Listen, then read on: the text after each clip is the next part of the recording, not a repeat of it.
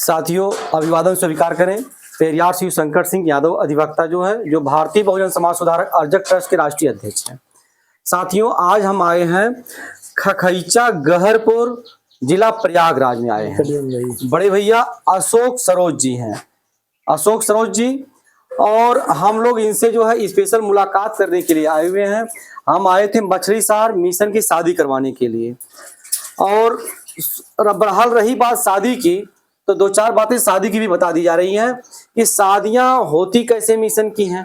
शादियां मिशन की, जैसे पहले कुछ बातें, हमारा समाज पढ़ा लिखा नहीं था। 85 में किस समाज की बात कर रहा हूँ, 85% बहुजन समाज जो मूल निवासी हैं भारत के, वो पढ़े लिखे नहीं थे। तो एक दूसरा समाज एक दूसरा तबका आके इनको मूर्ख बनाने के लिए एक अंधी परंपरा, कुप्रथा या गलत तरीके से बातें बता दी, वो सदियों तक चलती रही।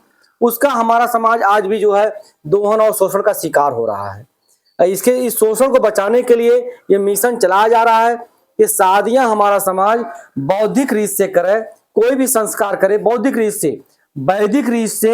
यह एक कपोल कल्पित कुप्रथा है, इसका बहिष्कार होना चाहिए। और साथ ही बताएंगे कि शादी में जैसे एक मान लीजिए परछन क्या है। परछन यह होता था कि पहले जमाने में छोटे बच्चों की शादी होती थी। छोटे बच्चे जब घर पे माताएं बहनें लोढ़ा मूसर से जो परछन करती थी, तो वह उनके पिता जब घर पे ले जाता था तो शादी करने के लिए, तो बच्चवा से कहता था कि बेटा देख तो माई जो मूसर दिखौले, लोढ़ा दिखौले, अगर रात में सुतला तो तुम्हें वही मूसरा से मरबो करी। वो डरवाता था, रात भर लड़का जागता था, उसकी शादी होती थी। आज हमारे जो बच्चों की शादियां हो रही हैं, वो सब बच्चे बालिग हैं, 18 वर्ष से ऊपर हैं, उनको इस लोढ़ा और मूसर की कोई जरूरत नहीं है। तो इसकी एक कुप्रथा चल रही है। दूसरी एक कुप्रथा है सुग्गा और तोता की। तो हम शॉर्टकट में बताएंगे, जो मड़वा में सुग्गा तोता नहीं बना जाता था लकड़ी का, उसका यह था रीजन कि बच्चा छोटा था, तो उसको उसके पिता, उसके ताऊ, उसके चाचा होते थे, तो बताते थे बेटा जब शादी हो जाएगी आपकी, तो वह अभी तोड़ के मिलेगा। तो लड़का अबूझ था, नादान था, कम छोटी उम्र में ही शादी होती थी, तो लड़का उसी लालच में रात भर जागता था। वो प्रथा आज उसकी जरूरत नहीं है। आज जो शादियां हो रही हैं, लड़का इंजीनियर है, डॉक्टर है, पढ़ा लिखा है, वैज्ञानिक है, IAS IPS है, अध्यापक है, तो उसकी उस सुग्गे की कोई जरूरत नहीं है। तीसरी बात रही कि धान की लावा, धान का जो लावा परसता है, भाई परसता है, तो यह तो भाई परसता है, भाई की जगह पे नाना भी परस सकता है और बाबा भी परस सकता है। लेकिन एक वो प्रथा बनाई गई थी कि लड़की से कम उम्र का अगर भाई मिल जाता तो भाई ही परछे लावा। तो उसका एक जो दिया गया था कि शादी जो धान का लावा है, धान को भूनने के बाद, रेत में भूनने के बाद उसमें धान और उसकी जो छिलका है, भूसी है, वो छोड़ता नहीं है। तो एक प्रतीक था कि ये वर और वधू दोनों आपसी लड़ाई झगड़ा तू मैं करें, उसके बाद भी आपसी एकता बनाए रखें, उसका एक प्रतीक था। और दूसरा प्रतीक ये था कि लड़का जो अधिक उम्र तक जीवित रहेगा। अगर बाबा परस देगा तो कम ही उम्र में मर जाएगा, तो इसे अधिक उम्र तक जीवित रहेगा, तो वह एक गवाह रहेगा शादी का कि शादी हमारे सामने हुई थी, हमने लावा परछा था।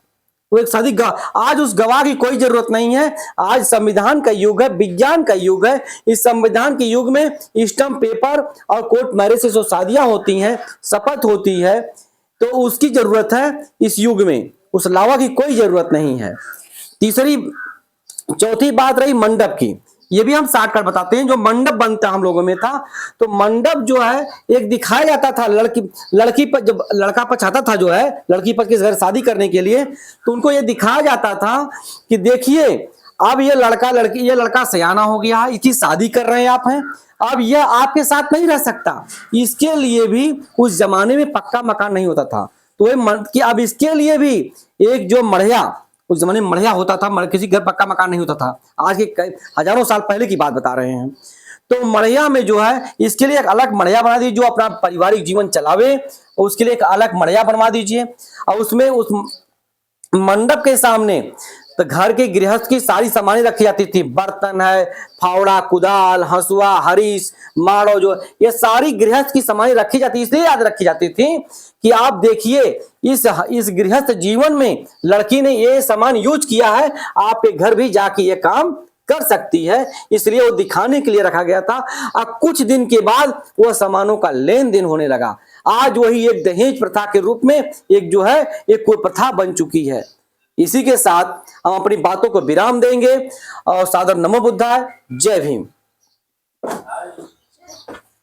रुक दो बेटा।